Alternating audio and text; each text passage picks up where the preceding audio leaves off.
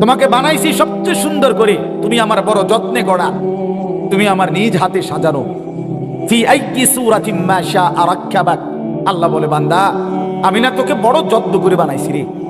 আমি সেই আল্লাহ, যেই আল্লাহ বানাইতে কিছু কুন বললে হয়, ফায়াকুন, হও বললেই হয়ে যায়। অথচ সেই আল্লাহ আমি 9টা মাস টানা, আমার মতো মনিবের 9 মাস না, 9 সেকেন্ডও লাগার কথা না, কিন্তু তোরে বানাইতে গিয়ে আমি 9টা মাস তোর মায়ের পেটে অন্ধকার জায়গায় আমি নিজ হাতে ডিজাইন করেছি, আমি কাজ করেছি।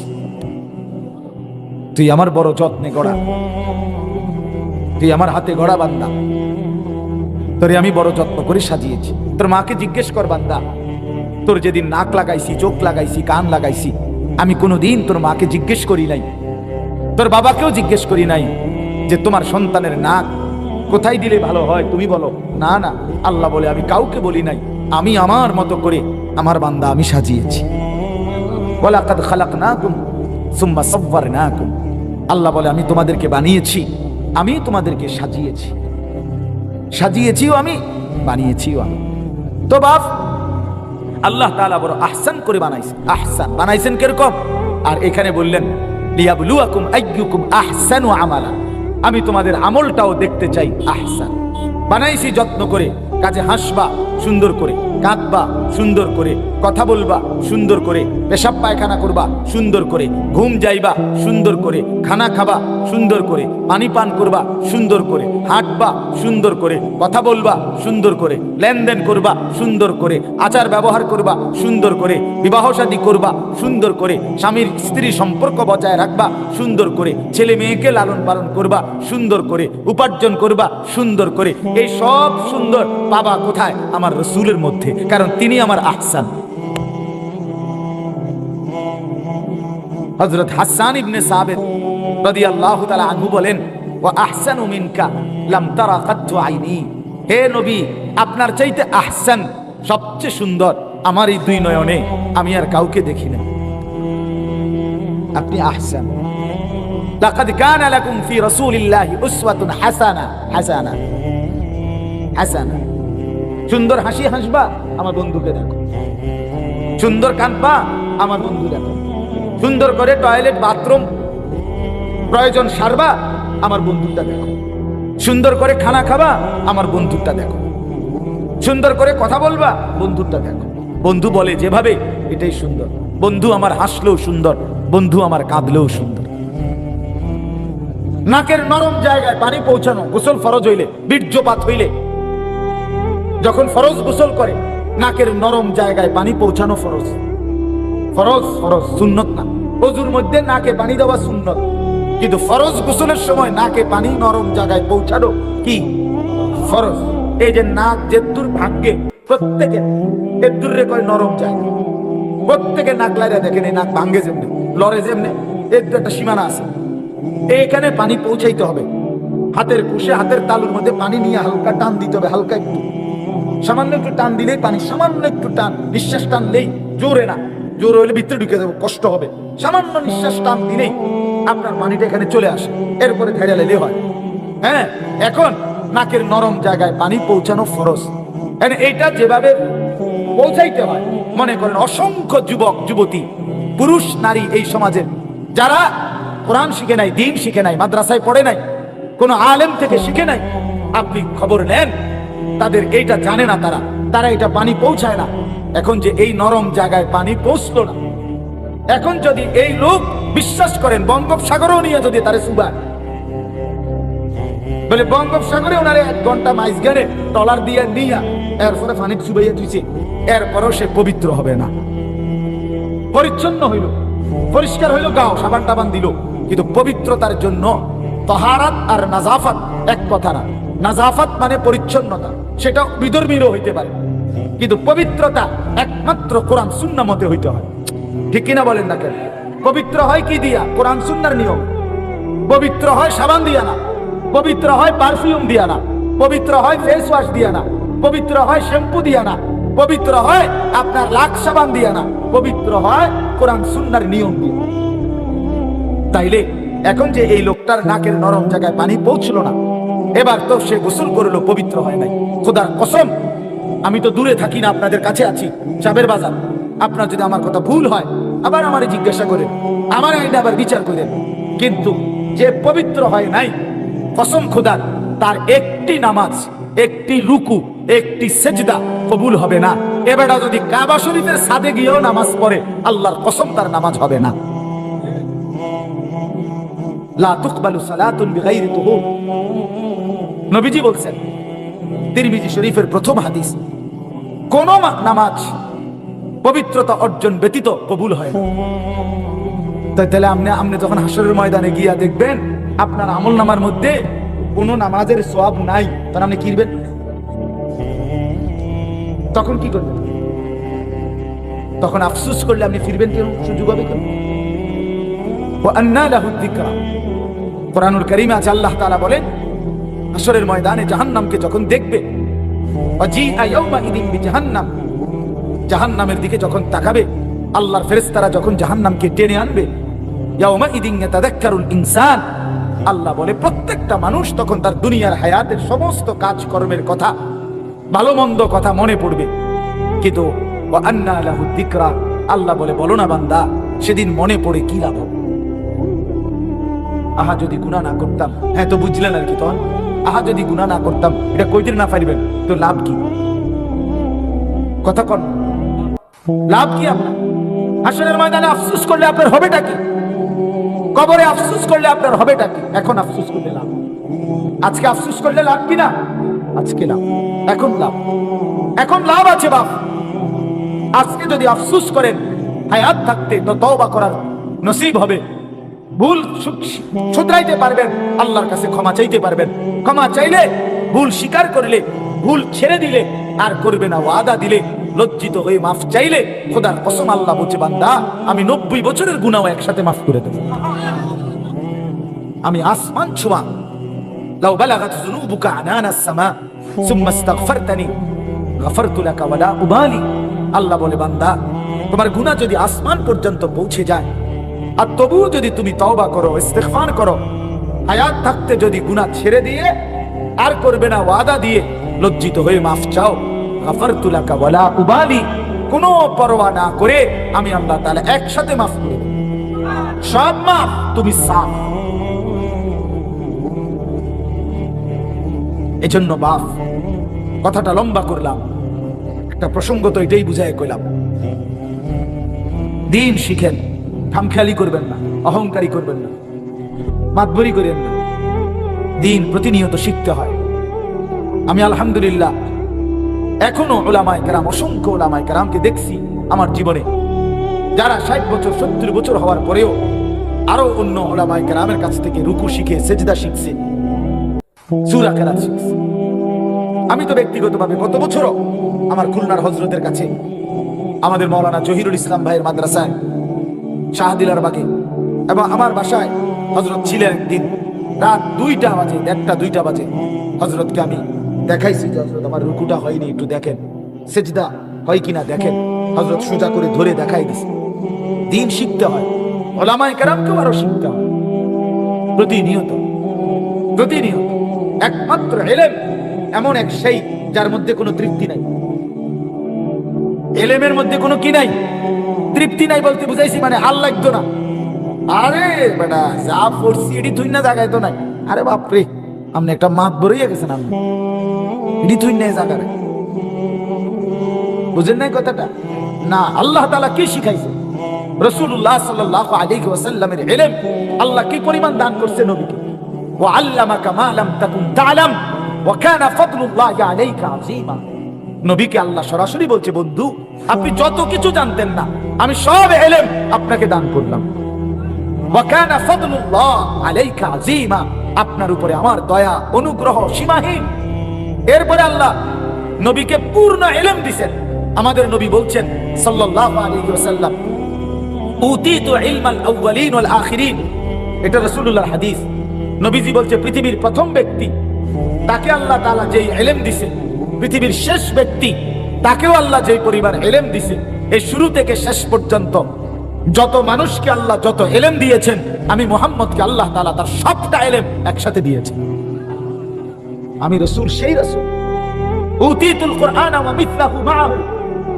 নবীজি বলছেন এই 23 বছরে আমার আল্লাহ আমাকে এই কোরআন, পুরা ইলম কোরআনের এটা পুরাটা আল্লাহ আমাকে দিবেন। ওয়া মিসলাহু মাআহু, সাথে সাথে 23 বছরে এই কোরআনের সমপরিমাণ হাদিস সুন্নাহ নামে আল্লাহ তাআলা সমপরিমাণ আরো একটা ইলম আমাকে আল্লাহ তাআলা দান করেছে। আচ্ছা, আমার বলার উদ্দেশ্য কি? এত বেশি ইলম নবী সাল্লাল্লাহু আলাইহি সাল্লাম, এত ইলম আল্লাহ তাআলা তাকে দান করছেন, কিন্তু এরপরেও নবীজিকে আল্লাহ কি হুকুম করছেন যে আপনি তৃপ্ত হয়ে যান? না, নবীজিকে আল্লাহ তাআলা কোন জিনিস দুনিয়ায় আল্লাহ তাআলা নবীকে বলে নাই আরো বেশি চান, আরো বেশি চান। না না, দুনিয়ার ভাত মাছ চাল ডাল, দুনিয়ার বাড়ি গাড়ি দালান বিল্ডিং, এগুলো বেশি চাইতে হয় না। আল্লাহ তাআলা একমাত্র বন্ধুকে বলছে, বন্ধু ওয়াকুল, আপনি বলেন রব্বি জিদনি ইলমা। আমনে আগে কোন, আমনে কোন। উম্মত কইব পরে, আমনের বান্দা আর আমার বান্দারাও বলবে, উম্মত বলে, কিন্তু আমনে নবী বলেন যে আল্লাহ আমি মুহাম্মদের ইলম আরো বাড়িয়ে দেন। খুদ রাসূলকে আল্লাহ বলছে আপনি আরো ইলম চান, আরো ইলম চান, আরো ইলম চান, আরো ইলম চান, চাইতে থাকেন রব্বি জিদনি ইলমা, রব্বি জিদনি ইলমা, রব্বি জিদনি ইলমা। আরো দেন মাওলা, আরো দেন, জিদনি, বাড়ায়া দেন, বাড়ায়া দেন, বাড়ায়া দেন, বাড়ায়া দেন। এজন্য ইলমের মধ্যে তৃপ্তি নাই, মানে আল্লাহ না, এই মানসিকতা হওয়ার সুযোগ। মানহুমান লা ইয়াশবাআন, নবীজির হাদিস। দুই আসক্ত কোনদিন তৃপ্ত হয় না, রাসূল বলেছেন। দুই আসক্ত ব্যক্তি কি হয় না? তৃপ্ত হয় না। এক মানহুমুন ফিল ইলম, আর মানহুমুন ফিদ দুনিয়া। ইলমের আসক্ত, কোরআন সুন্নাহর ইলম অর্জনকারী, তার কোনো তৃপ্তি নাই, তার আরো চাই। আর দুই দুনিয়ার আসক্ত, সম্পদের লোভী, তারও কোনো তৃপ্তি নাই, তার আরো চাই। একদিকে এক দল শুধু ইলম চায়, আরেকদিকে আরেক দল দুনিয়া চায়। এই দুনিয়ার লোভীও আসক্ত, তৃপ্ত হয়, আরো চায়। লাউ আ'তা আহাদাহুম, রাসূলুল্লাহ সাল্লাল্লাহু আলাইহি সাল্লাম বলছেন, এই বনি আদমের কাউকে যদি একটি উহুদ পাহাড় পরিমাণ স্বর্ণ দেওয়া হয়, লাবতাগা সানিয়া, সে আল্লাহর কাছে আরো একটি উহুদ পাহাড় স্বর্ণ চাইবে। ফাইন আতাহু সানিয়ান, যদি আরেকটা দেয় 2 নম্বর, লাবতাগা সালিসান, সে তৃতীয় আরেকটি উহুদ পাহাড় চাইবে। লা ইয়ামলাউ জাওফু ইবনু আদামা ইল্লা তুরাব।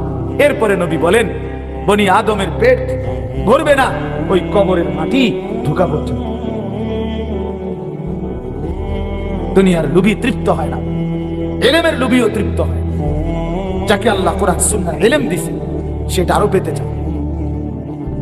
আর দুনিয়ার আসক্ত তৃপ্ত হয় না।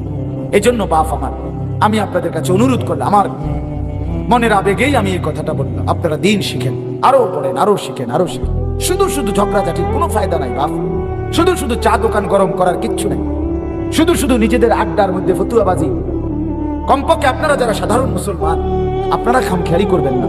উলামায়ে কেরাম তর্ক করুন, উলামায়ে কেরাম বিতর্ক করুন, উলামায়ে কেরাম নিজেদের মধ্যে মতবিরোধ করুন, অসুবিধা নাই। এই বিতর্কের ভিতর থেকেও বহু মাসআলা বের হবে। কথা বোঝেন না? এই তর্কের ভিতর থেকেও বহু নতুন নতুন কি বের হবে? তথ্য বের হবে। কিন্তু আপনি বিতর্ক করে লাভ, আপনার আখিরাত দরকার, আপনার সোজা সাজা জান্নাতে যাওয়া দরকার। সাহাবী বলছে নবীজির কাছে আয়েশা, মুসলিম শরীফের হাদিস, আমি নিজে পড়াইছি আলহামদুলিল্লাহ। এক সাহাবী, সাধারণ গ্রাম্য বেদুইন সাহাবী, আরাবী সাধারণ সাহাবী আয়েশা নবীজিকে বলছে, দুল্লানি আলা আমালিন আমিলতুহু দাখালতুল জান্নাহ। ও আল্লাহর নবী, আমার একটা আমল বলে দেন, আমল কর্ম জান্নাতে যাব। সোজা কথা। এত ফেসবুক বুঝি না, আমার জান্নাত দাম দরকার। কিতা কিতা করতাম হেডি কর, কি করতাম তা। নবীজি বললেন, 1 নাম্বার, তুমি কালেমায়ে শাহাদাত বিশ্বাস করবে, আশহাদু আল্লা ইলাহা ইল্লাল্লাহ ওয়াহদাহু লা শারীকা লাহু ওয়া আশহাদু আন্না মুহাম্মাদান আবদুহু ওয়া রাসূলুহু, এই কালেমার সাক্ষী দিবা। 2, ওয়া তুকিমুস সালাতাল মাকতুবা, 5 ওয়াক্ত ফরজ নামাজ আদায় করবে। ওয়া তু'তিজ যাকাতাল মাফরুদা, তুমি ফরজ যাকাত আদায় করবা। ওয়া তাসুমা রমাদান, রমজান মাসের রোজা আদায় করবা।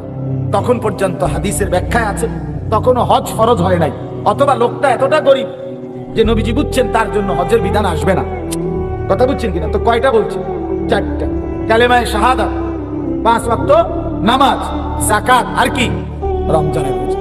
লোকটা বলছে মুসলিম শরীফে, লোকটা দাঁড়াইয়া বলছে ওয়াল্লাহি লা আযীদু আলা হাযা ওয়ালা আনকুসু, হে আল্লাহর নবী, আল্লাহর কসম আমি যাচ্ছি, আপনারে সাক্ষী রেখে বলতেছি গো নবী, এর থেকে বেশি আমি বাড়াবো না কমাবো না, সাফ আপনি যেটা কইছেন এটাই মানব। এই কথা বলে ফাআদবারার রাজুল, লোকটি চলে গেল, যাচ্ছিল। নবীজি বললেন মান সাররাহু আন ইয়ানজুরা ইলা রাজুলিন মিন আহলিল জান্নাহ ফালিয়ানজুর ইলা হাযা। এই সাহাবীরা, এই এখন তোমরা যদি মাটির উপরে জমিনের উপরে কোনো জান্নাতি বান্দা দেখে নয়ন চোখ জুড়াইতে মন চায়, এরে দেখো, দেখো ফালিয়ানজুর ইলা হাযা, একে দেখো জান্নাতি যে। তো লোকটা এখন আমল করে, কবে মাত্র বুঝা লইছে, কথা বোঝেন নাই কেন, বাইতে না মাত্র ফোন দিছে, বেটা রোডে থাকতেই জান্নাতের কথা বলে বুঝছে নবী, তার কথার ঢং দেখা বুঝছে এই লোক বাস্তবিক, এই শতভাগ কি করবে। আমাদের তো বদভ্যাস, হুজুররা কইতে লাগলে কয়েও কত বড় বেয়াদব, কি কইলে এটা, ঠিক কিনা বলেন না কেন? আরে মাইক পাইলে কাটা কি আর কম কয়নি, আপনি এটা কি বললেন, এই ব্যক্তবিজি কথাটা কেন বললেন? হ্যাঁ, হুজুরের সব কথা ধরে ওনার চলন যাইতো না, এই যুগ আর নাই, কোন যুগ নাই, কোন ডাহিডা, আপনি কি বলতে চাইছেন? কথা বলেন না কেন? হ্যাঁ, যত কয় এত না, হুজুররা যত কয় এত না, কইতে একটু বাড়াইয়ে কয়। কেমনে বুঝছেন আপনি? আপনি বেহেশতের থেকে ঘুরে আইছেন নাকি, না জাহান্নামের ফিডে খাইয়ে আইছেন? আপনি কেমনে বুঝলেন যে না ফিডে দেখছি, কিন্তু এইভাবে এত শক্ত পাইতেন, হালকা ফিডে দেন?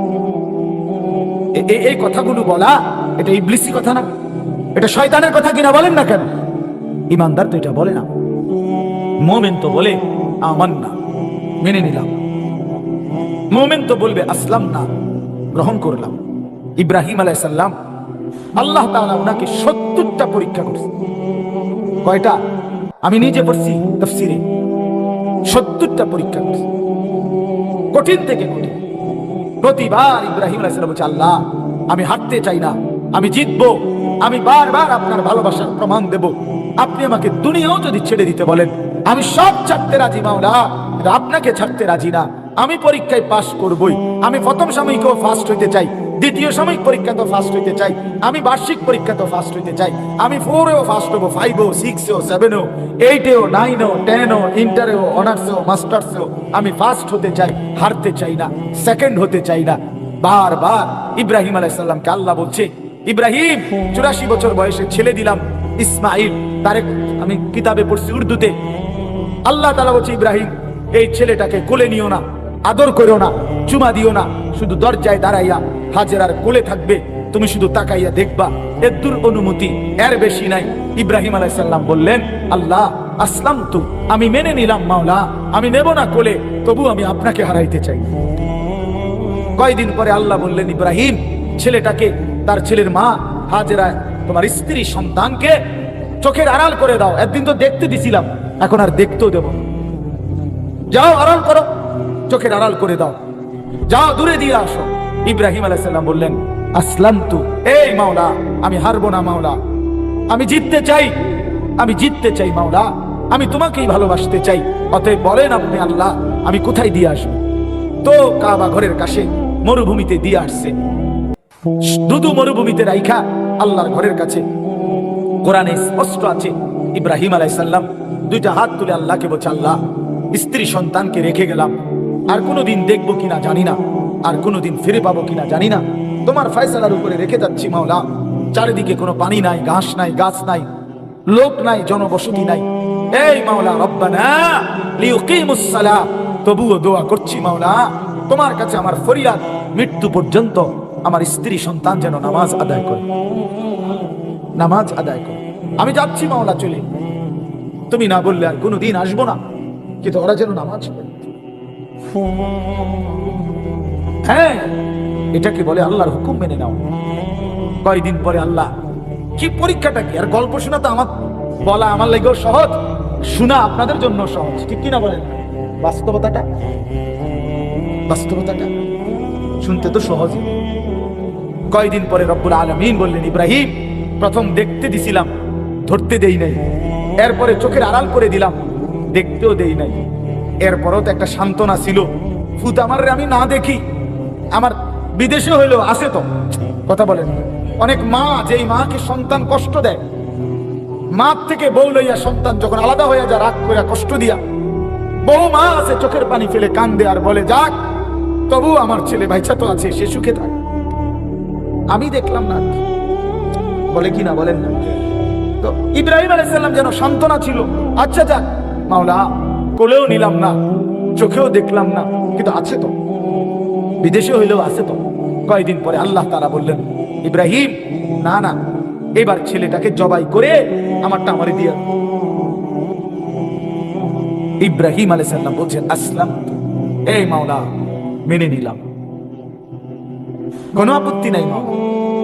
তুমি কি মনে করছো মাওলা আমারে আমি হারবো না? আমি হারবো না, আমি হারতে আসি নাই, আমি 1 নম্বর হতে আসছি। অতএব পরীক্ষা আমি দিয়েই যাব, পরীক্ষা আমি দিয়েই যাব। আমি সন্তানকে জবাই করতে প্রস্তুত, তবুও তোমার ভালোবাসার প্রমাণ দেখাই। হ্যাঁ, এরপরে ফালাম্মা আসলামা ওয়া তাল্লাহু লিল জাবিন, রব্বুল আলামিন বলে মিনার প্রান্তরে বাপ ফুত যখন ইব্রাহিম আর ইসমাইল যখন আমার হুকুমের প্রতি অনুগত হয়ে গেল, আর ইসমাইলকে উপর করে ইব্রাহিম যখন গর্দানের মধ্যে ছুরি রেখে দিল, ওয়ানাদাইনাহু আইয়া ইব্রাহিম, আরশ আজিম নড়ে উঠলো। আমার আল্লাহ ডাক দিয়ে বললেন, হে ইব্রাহিম, কাদ সাদ্দাক্তার রুইয়া, তোমার স্বপ্ন বাস্তবায়ন হয়ে গেছে, তুমি সব পরীক্ষায় উত্তীর্ণ। ইন্না কাযালিকা নাজজিল মুহসিনিন, এমন নেককারকে এখন থেকে সামনে আমি শুধু পুরস্কারই দিতে থাকবো। পরীক্ষা শেষ, এবার শুধু পুরস্কার মিলবে। হাজেরাও মিলবে, ইসমাইলও মিলবে। এবার ইব্রাহিম তোমারে দিয়া আমি মাওলা আমার ঘরও বানাবো। এবার শুধু পুরস্কার আসবে। পরীক্ষা দিছো বহুত দিন, তোমার কলিজাটা ছিঁড়া গেছে ইব্রাহিম, আমি জানি, কিন্তু তুমি আমার ভালোবাসায় হারো নাই। এবার আমি তোমাকে শুধু পুরস্কারই দেব। বাপ আমার, বন্ধু আমার, রাত গভীরে এই সিদ্ধান্ত নেন, আমি হারবো না ইনশাআল্লাহ, আমি আখিরাতের সামনে হেরে যাব না, কবরে হারতে চাই না, বলেন ইনশাআল্লাহ, পরকালে হারতে চাই না। দুনিয়া হেরে গেলে কিচ্ছু হয় না, দুনিয়া হেরে গেলে ইচ্ছু হয় না। নবী সাল্লাল্লাহু আলাইহি ওয়াসাল্লাম বলছেন, উহিব্বু আন আকুনা কারীমান মাগলুবান।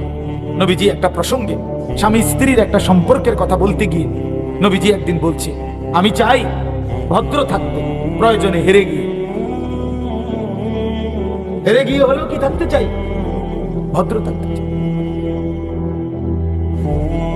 ওয়ালা উহিব্বু আন আকুনা গালিবান লাঈমান, আমি চাই না জিততে অভদ্র হয়ে, অর্থাৎ আমি দুনিয়া চাই না, আমি আখিরাতকে চাই, আখিরাতকে চাই। নবীজিকে বারবার হযরত ওমর রাদিয়াল্লাহু তাআলা আনহু একদিন নবীজি সাল্লাল্লাহু আলাইহি সাল্লামের ঘরে, আল্লাহর নবী সাল্লাল্লাহু আলাইহি সাল্লামের কামরায় গেছে, গিয়া দেখে নবীজি একটা চাটাইয়ের মধ্যে শোয়া ছিলেন, ওমরকে দেখে বসছে। খোদার কসম, ওই আরবি কিতাবে আমরা নিজে পড়ছি, হযরত ওমর তাকাইয়া দেখলেন, ওয়াকাদ আসারা আলা জামবি, নবী সাল্লাল্লাহু আলাইহি সাল্লামের দেহ মোবারকে চাটাইয়ের দাগ, এরকম পবিত্র সুন্দর চেহারার মধ্যে, শরীরের মধ্যে চাটাইয়ের দাগ পড়ে গেছে, একটা চাদরও ছিল না। নবীজি এই সময় ছাতু, যেটা ছাতু কি কয়, হাতু, হ্যাঁ, আগে পানি দিয়ে গুল্লা খাইতো যে, এগুলো পাউডারের মতো, বুঝছেন, ছাতু বলতো না, এই হাতু, ছাতু আপনার আটার গুঁড়া, চাউলের একদম গুঁড়া, এগুলো আর কি, খুদ গুঁড়া, এগুলোরে পানি দিয়ে গুল্লা খাইতো। এইটুকু ছাতু শুধু নবীজি সাল্লাল্লাহু আলাইহি সাল্লাম নিচে খাবারের জন্য এই পানি দিয়ে গুলে খাবে, এটাই। হযরত ওমর এটা দেখে কাঁদা দিছে। নবীজি মুচকি হাসি দিয়ে বললেন, মা ইয়াবকিকা, ওমর কাঁদলে কেন? হযরত ওমর বললেন, ইয়া রাসূলুল্লাহ সাল্লাল্লাহু আলাইহি ওয়াসাল্লাম, আনতা সাফওয়াতুর রাসূল, আপনি সমস্ত রাসূলের, সোয়া লাখ আম্বিয়ার নির্যাস সারাংশ।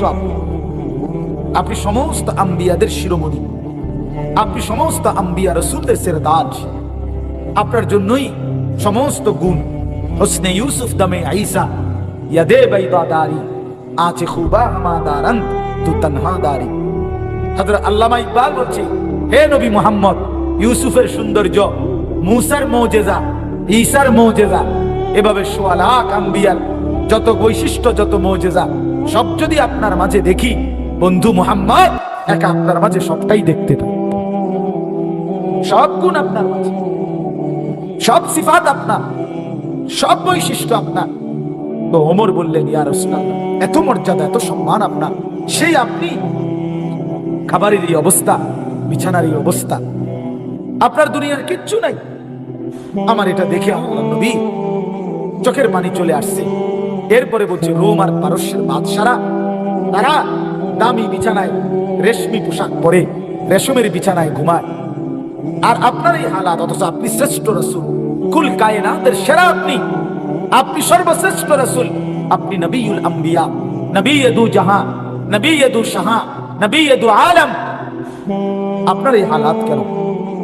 তখন আল্লাহর নবী সাল্লাল্লাহু আলাইহি সাল্লাম বলছে, আমা তারদা আন তাকুনা লানাল আখিরা ওয়া লাহুমুদ দুনিয়া। আল্লাহর নবী বললেন, ওমর, তুমি কি এই কথার উপরে খুশি হবে না যে আমরা আখিরাত থেকে নেব, ওরা দুনিয়া থেকে নেব? খোদার কসম, কিতাবে আছে, হযরত ওমর তখন চোখের পানি মুছে বললেন, আল্লাহি ইন্নী লা রাদিন, আল্লাহর কসম নবী, আমি এতে রাজি, আমি আখিরাত থেকে নেব, আমরা আখিরাত থেকে নেব। দুনিয়া দিয়ে দিলাম সুদ করে, ঘুষ করে, সিটার রে, বাটপার, যা দিয়ে দিলাম, আরাম কর, তোকে দুনিয়া দিয়ে দিলাম, দে। বেবিচারী, মদখোর, নেশাখোর, জুয়ারি, তোরে দুনিয়া দিয়ে দিলাম, যা। আমি জান্নাত থেকে নেব ইনশাআল্লাহ, আখিরাত থেকে, পরকাল থেকে নেব। আমাদের সারা বাংলাদেশে কত লক্ষ লক্ষ ইমাম, কত লক্ষ মুয়াজ্জিন, 6,000, 8,000, 10,000 টাকা, কতটা টানা হেসরা করে সংসার চালায়। একটা আশায় আছে শুধু, মালিক আপনার ঘরের গোলামি করছি, বিনিময়ে আখিরাতে দিয়ে আল্লাহ যেন হাত বুলায় দেয়, আল্লাহ যেন বলে, ঠিক আছে, তোরে আমি আখিরাতেই দেব, তোরে আমি আখিরাতেই। না তো ইনসাফ কি বলে, ইনসাফ কি বলে? একটা মসজিদের ইমামের বেতন 10,000 টাকা, 2,000 টাকা বাড়াইতে বললে, 500 টাকা বাড়াইতে বললে আপনার চোখ রাঙ্গানি, হুজুর টাকা সিঙ্গালাইছে, আমরা গরিব এলাকা, এই সেই 900 কথা। অথচ মসজিদের টাইলস বদলাইতে বদলাইতে, মসজিদের ডিজাইন বদলাইতে বদলাইতে, মসজিদের লাইট কারুকাজ, আপনাদেরকে শুধু বলছি না, বদলাইতে বদলাইতে সব ডবল ডবল ডবল ডবল, সব অত্যাধুনিক। কিন্তু বেচারা ইমামের জিন্দিগি, তার জীবনযাত্রা, তার বিবি বাচ্চা, পরিবারের সহ তার সংসারটা একেবারে জীর্ণশীর্ণ। এই মানুষটার কোনো কদর নাই, কদর শুধু ইট বালি আর সিমেন্ট আর আপনার গ্লাস দরজার আয়নায়। বন্ধু আমার হাঁটলেও সুন্দর, বন্ধু আমার বসলেও সুন্দর, সুবহানাল্লাহ। বন্ধু কথা বললেও সুন্দর, বন্ধু চুপ থাকলেও সুন্দর। এজন্য আল্লাহ তাআলা আমাদেরকে বানিয়েছেন আহসান। আমাদের আমল, আমাদের চলা ফেরা, যাবতীয় কার্যকলাপ দেখতে চান কিরকম? আহসান। ওমা কথা কয় না, আর একটু, আর 10:30 বাজে, মাত্র 10:30 বাজে, এখনো বেশি রাত হয় না। আমি দেরি করব না, এই আধা ঘন্টা 40 মিনিটের ভিতরে শেষ করে দেবো ইনশাআল্লাহ। তাইলে আল্লাহ বলেন, আমি তোমাদের আমল দেখতে চাই আহসান। এবার আসেন 3 নাম্বার, আল্লাহ বলেন তোমারে বানিয়েছি আহসান, তোমার আমল দেখতে চাই আহসান। এবার তোমাকে পরকালে হাসরের মাঠে নিয়ে যে পুরস্কারটা দেব, এইটাও হবে আহসান। ওয়ালা নাজজিয়ান্নাহুম আজরাহুম বিআহসানি মা কানু ইয়ামালুন। রব্বুল আলামিন বলে, বান্দা, হাসরের ময়দানে আমি তোমার সারা জিন্দেগীর আমলের বিনিময়ে আমি নিজে তোমাকে বিনিময় দেব আহসান। খুব সুন্দর। জান্নাতটা একটা নজর দেখবা, খুশিতে কলজা ফাইটা দেবে। আরে করছে কি রে, আরে বলে কি, হুজুররা কি কইছে, হুজুররা তো বুঝাইতেই পারে নাই, আন্দাজে করতে পারে। এই যে লক্ষ লক্ষ আলেম ওলামা জান্নাতের যত বর্ণনা দেয়, খোদার কসম আল্লাহর নবী বলে দিছে, উম্মত এটি সব দেখবার পরে দেখবা বর্ণনার চাইতে সৌন্দর্য কোটি কোটি গুণ বেশি সুন্দর। কি কোন মৌলী সাহেব আপনি কিটা কইলেন, আর এটি করে থইছি কি, এটি করছে কি? সুবহানাল্লাহ, সুবহান মা লা আইনুন রাআত ওয়ালা উযুনুন সামিআত ওয়ালা খাতারা আলা কলবি বাশার। রব্বুল আলামিন বলে, আমার জান্নাতের সৌন্দর্য এমন যেটা আমার কোনো বান্দা চোখে দেখে নাই, কানে শুনে নাই, কোন অন্তর কল্পনাও করতে পারে নাই। তাহলে আমরা যেটা আমরা দেখি নাই, কল্পনাও করতে পারি না, সেটার সৌন্দর্য আর কদ্দুরে বলবো আমাদের এই দুর্বল জবান দিয়া? তাইলে এই তিনটা কথা বললাম। আমাকে আল্লাহ বানিয়েছেন আহসান, আমার আমল হতে হবে আহসান, আমার পুরস্কার মিলবে আহসান। বলেন, আমাকে আল্লাহ বানিয়েছেন, আমার আমল হতে হবে, আমার পুরস্কার মিলবে। এখন আহসানের মাপকাঠি মানে আমি আমার সব কিছু উঠা বসা চলা ফেরা, আচরণ উচ্চারণ, লেনদেন, ঘর পরিবার, আচার আচরণ, সব কিছু, বাজার ব্যবসা, স্ত্রী সন্তান সংসার, হাসি কান্না আনন্দ বেদনা, সকল কিছুকে যদি সুন্দর আহসান বানাইতে চাই তো মাপকাঠিকে রাসূলুল্লাহ সাল্লাল্লাহু আলাইহি ওয়াসাল্লাম, মানে একটা স্যাম্পল রাখবো লাগবে না, আমি কোনটার মতো বানাবো, একটা নমুনা লাগবে কিনা বলেন না, সেই নমুনাই মুহাম্মাদুর রাসূলুল্লাহ সাল্লাল্লাহু আলাইহি ওয়াসাল্লাম। এজন্য এখানে কোনো বুদ্ধি বিবেক খাটাইলে সুন্দর না। এজন্য রাসূলুল্লাহর সুন্নাত বাদ দিয়ে যা কিছু এটা কখনোই আহসান নয়। এজন্য দস্তরখান আহসান, ডাইনিং টেবিল আহসান নয়। এজন্য মেসওয়াক আহসান, ব্রাশ টুথপেস্ট আহসান নয়, আহসান নয়। এজন্য দাড়িওয়ালা চেহারা এটাই আহসান, দাড়িবিহীন চেহারা আহসান নয়। এজন্য চারদিকের সমান চুল এটাই আহসান, সেলুনের ওই বিশ্রী কাটিং, মুশরিকের এই কাটিং তোমরা যুবকরা যারা মাথার চুল রাখছো, তুমি মনে করছো এটা খুব হ্যান্ডসাম, খুব সুন্দর। ধোকা, তুমি বোকা, তুমি বেওকুফ, তোমারে ধোকা দিছে। তুমি নাফিতের কাছে ধরা খাইছো, তুমি সেলুনে গিয়া মার খাইছো, তুমি রাসূলুল্লাহ সাল্লাল্লাহু আলাইহি সাল্লামের সৌন্দর্য নেও নাই, সৌন্দর্য নেও। অতএব আমরা এই কথাটা ইনশাআল্লাহ আমি বলছি, আমাদের ইবাদত আমল যেন সুন্দর হয়। ওযু সুন্দর হইতে হবে, গোসল সুন্দর হইতে হবে, চলাফেরা সুন্দর হইতে হবে। এই যারা নেককার আছেন আলহামদুলিল্লাহ, আপনারা প্রত্যেকেই বিবেকবান, যার কারণে এত রাত ঠান্ডার মধ্যে বসে আছেন। তার মানে আপনার এই বসে থাকা প্রমাণ করে আপনি আখিরাতকে নিয়ে ভাবেন, ঠিক কিনা বলেন না কেন? মানে কি খামখেয়ালি করতে বন খাইতে নাইছেন না? তাহলে তার মানে এটাই প্রমাণ করে আপনার কলিজার ভিতরে আখিরাতের ফিকির আছে, কবরের ফিকির আছে, আপনি ভাবতেছেন কিছু আখিরাত নিয়ে। অতএব বন্ধু আমার, বাপ আমার, নওজোয়ান সাথীরা আমার, আমার মুরব্বী চাচারা, যেহেতু আপনি ভাবেনি আখিরাত, আপনি যেহেতু বোঝেন পরকাল, আপনি যেহেতু কবরকে ভয় পান, আখিরাতকে ভয় পান, তাহলে আপনার আমার প্রত্যেকের ওযু, গোসল, নামাজ, রোজা, রুকু, সেজদা, দোয়া, দুরুদ, তাসবিহ, তাহলিল, সূরা, কেরাত, বাজার ব্যবসা আচার অনুষ্ঠান লেনদেন আরেকটু সুন্দর করার জন্য নিয়মিত হক্কানি রব্বানি উলামায়ে কেরামের কাছ থেকে পরামর্শ নেন, দেখান, বলান, শুনেন, তাদের থেকে গ্রহণ করেন, তাইলে আরো সুন্দর হবে। খামখেয়ালি করেন না আমার এই কথাটা, রাগও হইয়েন না। আমি অনুরোধ করছি চাচা, অনেক বুড়া মানুষ, মাঝ বয়সী মানুষের মধ্যে অহংকার, কোনো আলেমের কাছে, কোনো ইমামের কাছে উনি একটা রুকুও দেখাইতো, উনারে জিজ্ঞাসা কইয়েন আপনি, বলে চাচা আপনি তো 60 বছর, চাই কদ্দুর আত্তাহিয়াতু হুজুর রে শুনান, চাই ভুল টুলও তো থাকতে পারে, হ্যাঁ এটা কদ্দুর ঠিক করেন, বেড়া আরো আরফাক দিব, হ্যাঁ লম্বা লম্বা কথা কন, কি বাতাসে বুড়ো হয়েছি নাকি? ইতানো অনজিঙ্গাল লাগে, হ্যাঁ বাপরে। না না, আমি একদিন একজনে বলছি আমার বাতাসে বুড়ো হয়েছি, আমি না চাচা আপনি টাটকা রোদে বুড়ো হয়েছেন, বাতাসে না, আপনার রোদে টাঙ্গাইয়া থুইছে, এই জন্য আপনি বুড়ো হয়েছে। এই জন্য বললাম এটা তো কোনো কথা না, এটা কি কোনো অহংকার বা দমক দাউনের কোনো বিষয় ছিল? এটা আপনাকে ভালোর জন্য বলছি, আপনার ভালোর জন্য।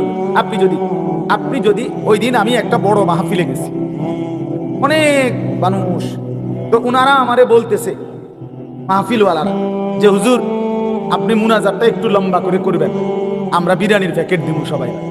তা আমি বললাম ভাই, আমি চাচা সবাই সামনে রাইখা যে আমি আমার 19 বছরে এই লম্বা সময় আলহামদুলিল্লাহ আমি এরকম মুনাজাত করবো আর মানুষের বিরিয়ানির ফুটলা দিব এমন মুনাজাত আমি করি না। আমি দোয়া এটা সরাসরি ইবাদত, কথা বলে না, এই যে দোয়া করি আমরা এটা ইবাদত। এটা কি আদ-দুআ হুয়াল ইবাদা, এটা একটা ইবাদত সরাসরি মুখুল ইবাদা, ইবাদতের নির্যাস মগজ। তো আল্লাহর কাছে কিছু চাইবো আমি, এটার জন্য আমার কাকুতি মিনতি অনুনয় বিনয় কাতরতা দরকার।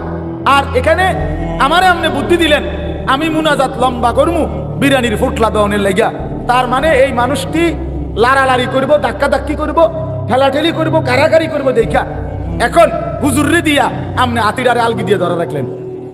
তো এই লোকের মাকসাদ কি থাকবে, যুবকের মনের মধ্যে কি থাকবে, আল্লাহ আমার এমনি কোনো চাওয়া পাওয়ার কিছু নাই মূলত, কিন্তু আমার অভ্যাস খারাপ, আমি আতলারি, এই জন্য হুজুরে দিয়ে আমার আলগি দিয়ে রাখছি। এটা আমি এটা মানি না। আমি বললাম যে আমি প্রয়োজনে বসে থাকবো আধা ঘন্টা 20 মিনিট, আপনারা দিয়ে সারলে এরপরে আমি মুনাজাত করুম, কিন্তু আমি মুনাজাত চলাকালীন এই ফোটলা দিতে রাজি না। তো তখন আমি যেটা বলার উদ্দেশ্য, কথা শুনেন, ওই চাচা মুরব্বী মাহফিলের যিনি মেন আয়োজক, উনি একটা দারুণ কথা বলছে, আমার ভালো লাগছে। তখন উনি ডাইরেক্ট সবার সামনে বলছে, কাজে হুজুর আমি আজকে আমার জীবনে এই প্রথম এই কথাটা শুনছি, এইভাবে আমি এই কথাটা শিখলাম, বুঝলাম, আমাদের অনেক বড় একটা উপকার হইল। তো এনে ক্ষতি কি হয়েছে ওনারে, কথা বলেন না, ওনার ক্ষতি কি হয়েছে আমি কওয়াতে, না লাভ হয়েছে কিনা বলেন না কেন? তাইলে আপনি শিখে নিলে, ওলামায়ে কেরামকে জিজ্ঞেস করলে আপনার লস কি? আপনার যদি নিয়ত বাঁধাটা একটু সুন্দর হয়, এতে কি আপনি কমে যাবে? আপনার রুকুটা যদি একটু সুন্দর হয়, আপনার সেজদাটা যদি আর একটু সুন্দর হয়, কত মুসল্লি আপনারা দেখেন মিয়া, আপনি একটা দিন 4 রাকাত নামাজে ফিসি দিয়া মসজিদে মানুষে যে সেজদা দেয়, আপনি একজন মানুষ, আমি চ্যালেঞ্জ করলাম, আপনার ওই মসজিদে হোক, যে কোনো মসজিদে, আপনি সেজদার টাইমে আপনি সেজদা দিয়ে না, আপনি কুদুর দাঁড়াইয়া ছাইয়া থাকবেন সবগুলো কাতারে, মানুষের ঠ্যাংডির কি অবস্থা দেখবেন, বহু লোকের 2 ঠ্যাং উড়াই না আসেনি, মানে আমি দেখছি নিজের চোখে, ঠ্যাং আলগি দিয়ে তুইছে। তো 2 পা উঠাই ফেললে তো নামাজ সাকেত হয়ে যায়, নামাজ ফাসেদ হয়ে যায়,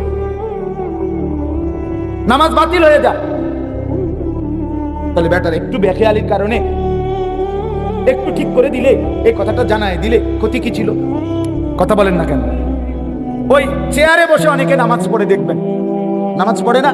আমি একদিন এক চাচা আমার পাশে, উনি চেয়ারে বসে নামাজ পড়তেছে, উনি রুকু দিয়ে নামাজের সূরা কেরাত ফইরা যখন রুকু দেয়, তখন উনি এমনি স্বাভাবিক বসা, যেমনি বসে রয়েছে চেয়ারে, এমনি রুকুর টাইমে সাইফুল ভাই চায় না, মানে এমনি কদ্দুর হাতেরে আলগি দিছে সামনের দিকে, এটা রুকু। এরপরে সেজদা দিছে আটটু হাতিটারে দোনোখানের সামনের দিকে আটটু বাড়াইয়া, এটা বলে রুকু। আপনি জীবন আপনার বাপে চিনি এই কথা, ইনি রুকু। এটা কি এই হাতেরে একটু এদুর বাড়াইলে বুঝি রুকু, আর কদ্দুর বেশি বাড়াইলে বুঝি সেজদা, এটা নিয়ে রুকু সেজদা। আমি তো এরম রুকু সেজদা মাটির তলের কোনো কিতাব হতে পাইছি, চাঁদের দেশেও তো এমন কিতাব নাই। এটা কি ধরনের রুকু সেজদা? আমি বললাম চাচা, আপনি নামাজের পরে সুন্দর করে বলছি, চাচা এটা কিতা করলেন? আপনি যদি রুকু সেজদা কি দিয়ে দিলেন? আপনি তো মাথা ঝুঁকলেন না। যে সেজদা দিতে পারে না সে তো মাথা ঝুঁকাবে। আরে কথা বোঝেন না, রুকুতে একটু কম ঝুঁকাবে, সেজদাতে তার চাইতে একটু কি করবে। তো এনে কাজ হইল কিসের? মাথার। আপনি দিয়ে আধা কদ্দুর আউগান আর ফিচ্চান, মাথা যেমনে এমনে, এটা হইল নি। তো তাহলে এই লোকটা তো মনে মনে ভাবতেছে আমি নামাজ পড়তেছি, তো তার নামাজ কই? বলেন না বাপ।